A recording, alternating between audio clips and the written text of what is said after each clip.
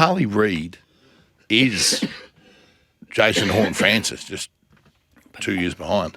He is Jason Horne-Francis, but just where Jason Horne-Francis was at the same stage as Harley, he's the same player. Petulant.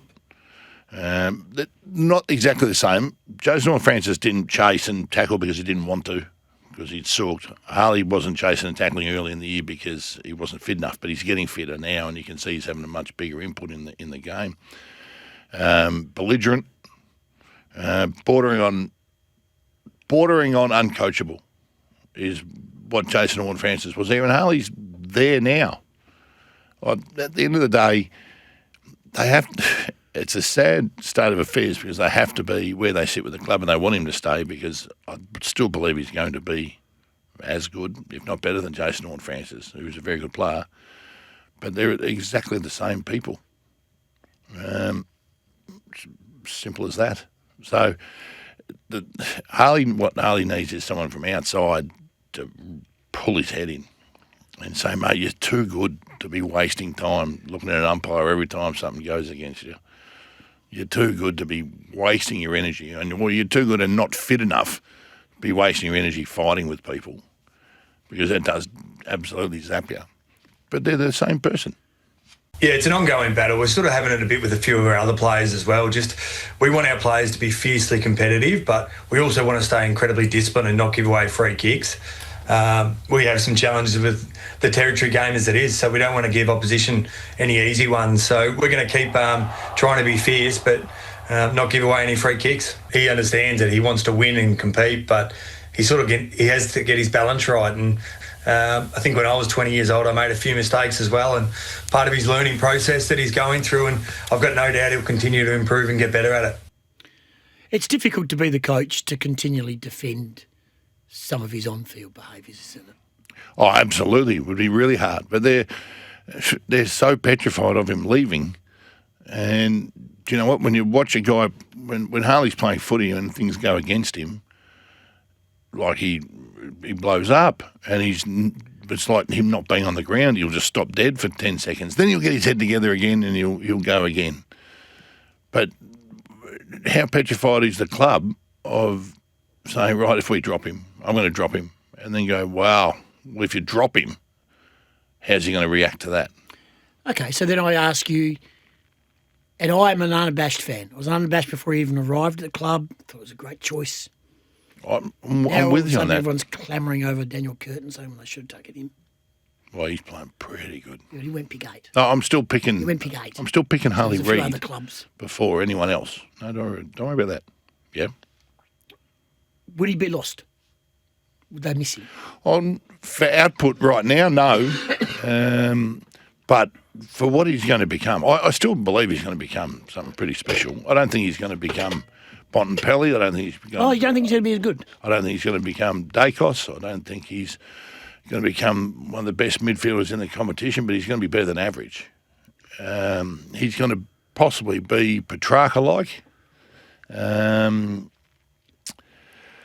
But I don't think he's going to be a Brownlow medalist or anything like that. But I think he's going to. So why would the club be, if you don't think that? Well, because he's going to be a very good player. Like if I was going to say to you, you can have Petrarca, who I put a rung below those other two that I mentioned, then you're going to say, well, I'll like that, please. We'd like that. So Harley Reid's going to be a star of the competition. Has Dacos been at Collingwood when they've been bad? Like the worst team in the comp? Might have like been. The bottom of the ladder, horrible for 3 years? I think his first year was probably the same as Fly's first year. Yeah, so 22. So he's gifted at a big club with big players around. That's gifted? Yeah. I mean, he's gifted. Well, he's gifted the players around him. Right, okay. Yeah. Well, he's gifted. I mean, gifted Pendlebury and yeah. Moore and Sidebottom and Elliott. West Coast don't have those players. No. So he's allowed to fit in and just play. I'm not saying we're comparing apples with oranges in regards to players and mannerisms and behaviours. Dacos is a clean skin. He's a protected species. He's well protected by his teammates and umpires. Harley doesn't seem to be as protected by his teammates who aren't good enough to protect him, and the umpires have a set against him. So we're comparing. We're very different. We're very different people. Well, I'm just talking about the ability of both players, right? He's not going to be Nick Dacos. He's not as good. Not going to be as good as Nick Dacos. He's not going to be as good as Bontempelli. He could be as good as Petrarca. Similar size. But if he's so disruptive and the coach has to I know. defend. Well, you know what? Do you just That's the question, right? You put up with it for a year or two and hopefully that he matures quickly for what you're going to get for the next 8 to 10 years, or do you throw the baby out with the bathwater now? Because that's a great analogy for Harley too, because that's actually how he plays at the moment.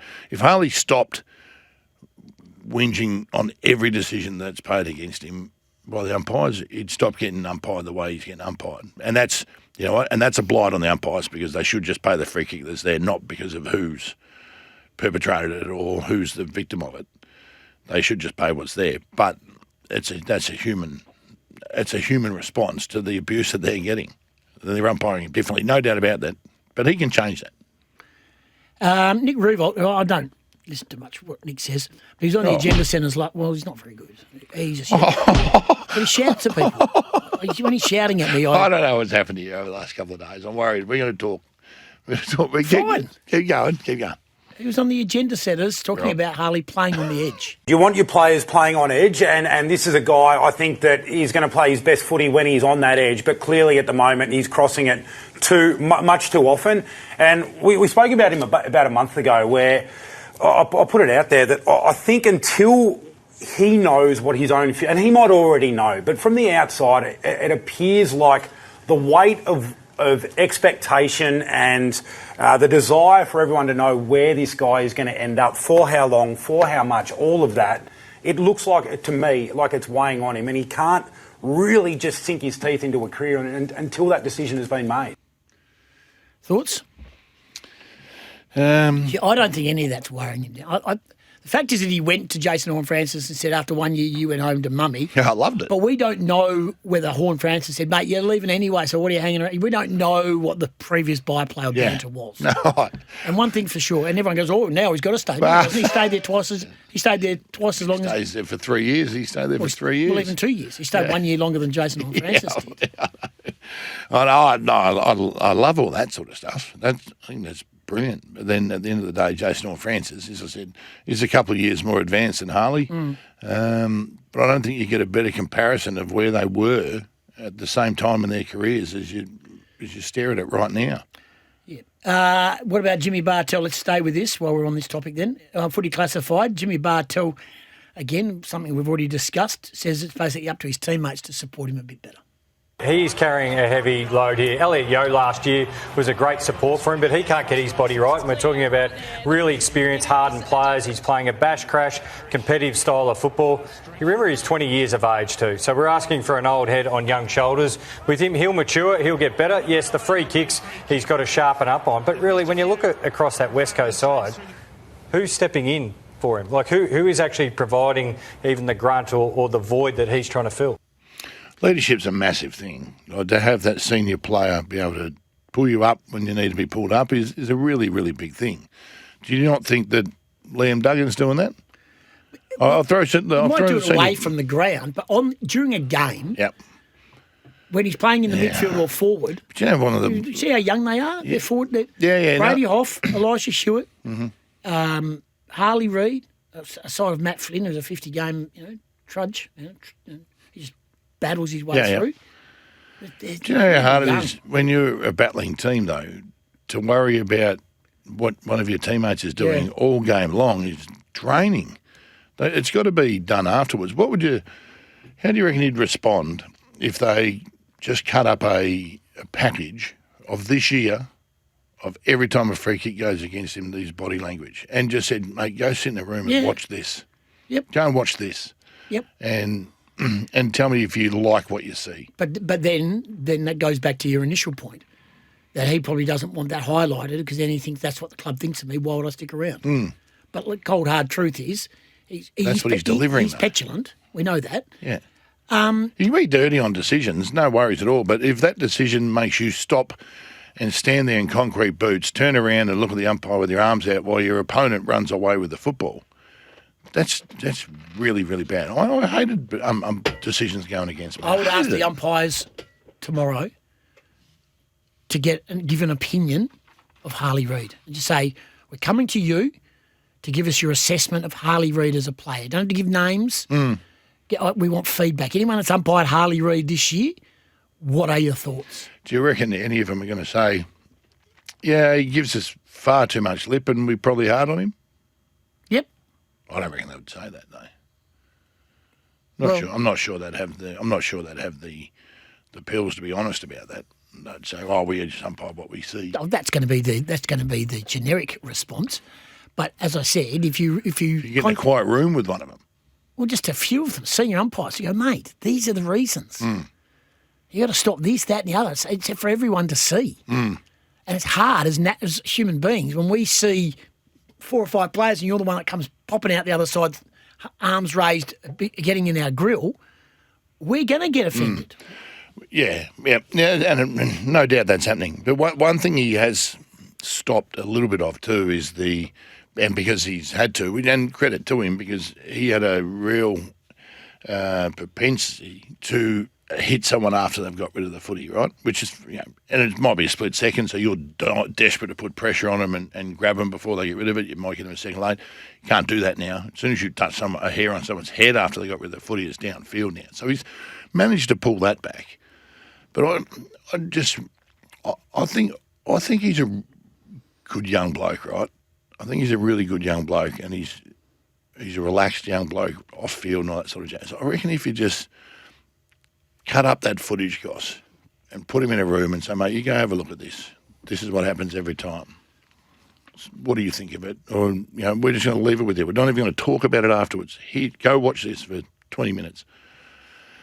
That's how you behave on a footy field. And then just let him watch it and walk out. I just reckon that'd sink into him. What happens pre-game if an umpire, the umpires, I don't know if they still go to the room. I think so. Okay. The umpires walk into the room and just say Rosie walks in. Brett Roseberry, 550 games, walks in. G'day, Harley, how you going, mate? And he turns to Harley, just without anyone else around, and just says, shut up. Yeah. Just shut up. Today, shut up. Yep.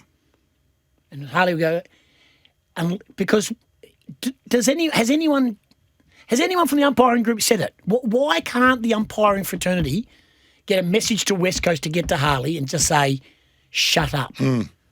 Because then, I reckon that works. I reckon that's brilliant. And I reckon that's... But not coming from Gavin Bell, not from the club finding out from the umpire. From Brett, Direct. let's say Brett Roseberry, who's a Direct. respected umpire, right? But the players respect absolutely. him. And said, hey, mate, shut your pie hole today. Yeah. And Mate, things might be different. We just say we've had enough. Yeah. And then they're going to say, well, you just umpire the game. But he's saying... And that's why. Yeah, but he would turn around, they would turn around and just say, mate, you're abusing us. Stop abusing us. Yeah. What's worse, abusing us or not getting a free kick? Yeah.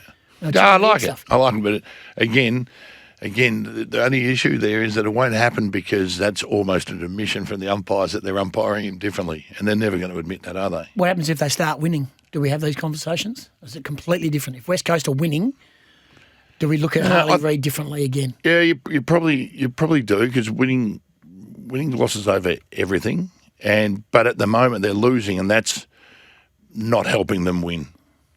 That's a factor in why they're losing. It's not all his fault. I'm not saying that whatsoever. But when you're losing, you've got to get everything right, and that's one thing that he needs to get right. And then he's going to have a 10, 12-year career that we're going to look back on afterwards and go, he was a star. Why do we always have to focus on the negative, says Mattabel Divers. He's literally a kid. Oh, how long are we going to do that for? He's 20 years old. Stop making excuses. Just still come off 27 touches and a goal and 6 free kicks against and a $10,000 fine for tripping. You haven't got those in there, Matt. And all we want to do is berate him about his ad. None of it's berating him at all, Matt. Not berating him at all. No, we're not berating him. We're just trying to find a fix that everyone is talking about. So anyway... As I've said, he is Jason Horne-Francis 2 years ago, which is what he is.